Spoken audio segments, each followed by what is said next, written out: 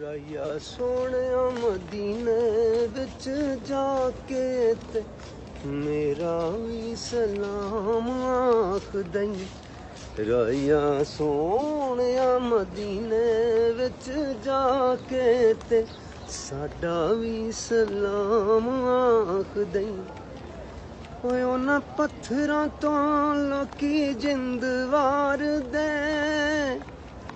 ਜਿੰਨਾ ਚੋਂ ਮੈਂ ਕਦਮ ਸਰਕਾਰ ਦੇ। ਉਹਨਾਂ ਉਹ ਪੱਥਰਾਂ ਤੋਂ ਲੋਕੀ ਜਿੰਦ ਵਾਰਦੇ, ਜਿੰਨਾ ਚੋਂ ਮੈਂ ਕਦਮ ਸਰਕਾਰ ਦੇ। ਉਹਨਾਂ ਪੱਥਰਾਂ ਦੇ ਪੈਰੀਂ ਹੱਥ ਲਾ ਕੇ ਤੇ ਸਾਡਾ ਵੀ ਸਲਾਮ ਆਖ ਦਈ।